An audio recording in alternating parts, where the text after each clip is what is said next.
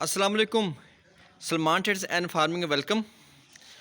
Viewers, goat farming के अंदर आपने जो काम करने हैं, फर्स्ट ऑफ ऑल 5 आप चीज़ें अगर सूल होते हैं गोट फार्मिंग के, अगर वो आप उसको फॉलो कर लें तो गोट फार्मिंग में आप कामयाबी हासिल कर सकते हैं।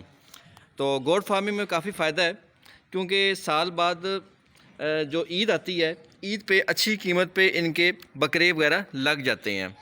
तो इस सूरत हाल में आप अपने फार्म पे या घर में या जहाँ पे आपके गांव में जगह है, वहाँ पे अगर आप रखें तो उन 5 चीज़ों पे अगर अमल करेंगे तो आप कामयाबी से इनको लेके चल सकते हैं। इसके अंदर 5 चीज़ों के बारे में सबसे नंबर 1 पर है कि जब भी आप ये गोट फार्मिंग करें तो कोशिश करें कि इनकी चराई के लिए एक बंदा रख लें, जो इनको चराई कराए दिन में 2 दफ़ा, सुबह भी और शाम को भी।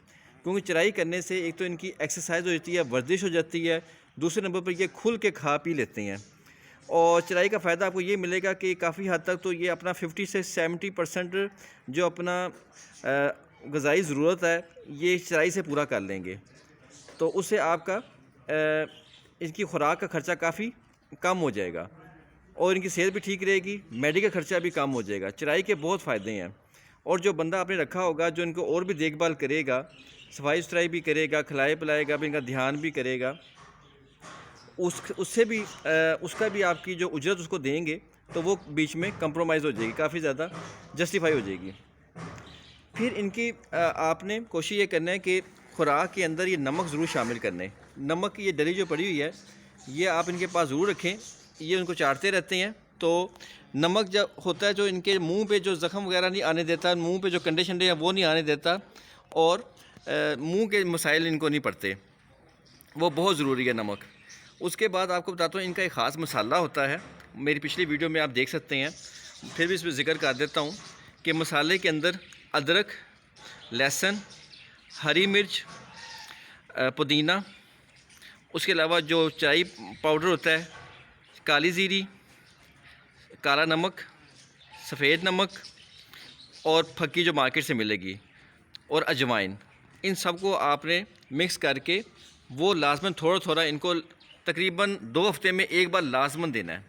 उससे ये होगा कि ये जो कुछ भी खाएं पिएंगे वो हज़म करेंगे और इनको पेट के मसले नहीं होंगे। ये बहुत मेन चीज़ है। होता ये है कि जब इनको मसला यही आता है कि ये जब बीमार होते हैं तो पेट की वजह से ज़्यादातर बीमार होते हैं। मोर्टेलिटी भी इनके पेट की वजह से ही होती है, क्योंकि आंतड़ियों के मसाइल आ जाती हैं, पेट के मसाइल आ जाती हैं, खाना सही तरह डाइजेस्ट नहीं होता, हज़म नहीं होता, तो मसले मसाइल आ जाते हैं।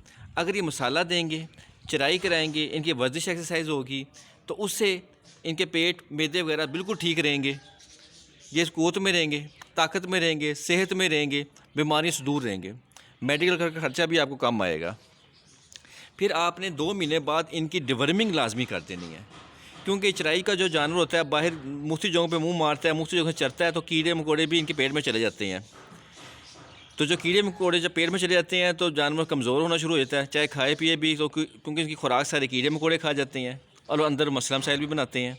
तो डिवर्मिंग इनकी टाइम टू टाइम लाजमन टाइम से करवा दें। डिवर्मिंग करेंगे तो इनकी सेहत बिल्कुल ठीक रहेगी। साल में एक बार मुँह खर की वैक्सीनेशन ज़रूर करवा दें, ताकि इनको मुँह खर की मसला ना आए। मुँह खर भी बहुत बुरी बीमारी है, मोर्टेलिटी भी हो जाती है और काफ़ी जानवर कमज़ोर वीक हो जाता है। फिर सुबह जो आपने लेना है इसका, जो ये डिलीवरी करें, जो बच्चे दें, वो कोशिश करें ना ज़्यादा सर्दी के मौसम में हो, ना ज़्यादा गर्मी के मौसम में हो। मौसम ऐसा हो जैसे मोतदिल मौसम हो, ना ज़्यादा गर्मी हो ना सर्दी हो, क्योंकि बच्चों को ज़्यादा सर्दी में नमूनिया खतरा हो जाता है। नमूनिया में इनके बच्चे बड़ा मुश्किल होता है बचने। आपको पता है अगर आगे अफज़ाइशी नस्ल नहीं लेंगे, आगे इनके बच्चे नहीं लेंगे, तो आपका फॉर्म ग्रो नहीं करेगा, आपका फॉर्म तरक्की में नहीं जाएगा, फॉर्म आपका नुकसान में चला जाएगा। क्योंकि जो आपने इन पर ख़र्चा किया होता है, खुराक पे, उजरत पे, जो किराया, हर चीज़, वो आपने इनके आगे बच्चे ही सेल करके कीमत पूरी करनी है। तो कोशिश करें क्रॉस उस मौसम में लगाएं कि आपको पता 5-6 महीने लेती हैं सूने में, कि आप उस हिसाब से क्रॉस करवाएं कि ताकि ऐसे मौसम में ये सूएँ जब ना ज़्यादा गर्मी हो ना ज़्यादा सर्दी हो, ताकि बच्चों को एटलीस्ट 1.5 से 2 महीने अच्छा मौसम मिले तो वो अपनी ताकत में आ जाए। ठीक है। उसके बाद सर्दी गर्मी का ज़रूर ख्याल करें। जब सर्दियों के अंदर इनको बंद कमरों में रखें और इनके नीचे फट्टे रख दें जो, ताकि ये गीले ना हो सकें। इनके पाँव खुर गीले नहीं होने चाहिए। अगर पाँव और खुर इनके गीले हो गए तो फिर भी ये बीमारियों में पड़ जाते हैं। इनके पाँव खुशक रखें, ये खुशक जानवर है। पानी हर वक्त ताज़ा रखें। खुरलियाँ इस तरह से बना दें। लोहे के ही में ये कंट्रोल होते हैं जानवर, बांसों में, धागों में, डोरियों में, रस्सियों में ये कभी भी कंट्रोल नहीं होते। इस तरह की खुरली हो, या आप देख सकते हैं आराम से मुंह निकाल के खा लेते हैं। खुरली में डाल दें आराम से, और ये अंदर खुला रखें, इनको बांध के ना रखें। जितना खुला रखेंगे बीमारियों से दूर रहेंगे। अगर बांध के रखेंगे जल्द बीमार हो जाएंगे, उनकी ग्रोथ नहीं होगी उस तरह से। तो इन बातों पे अगर आप अमल करेंगे तो आपकी गोट फार्मिंग कामयाब होगी। साल बाद आपके अच्छे जानवर बनेंगे और अच्छा प्रॉफिट होगा।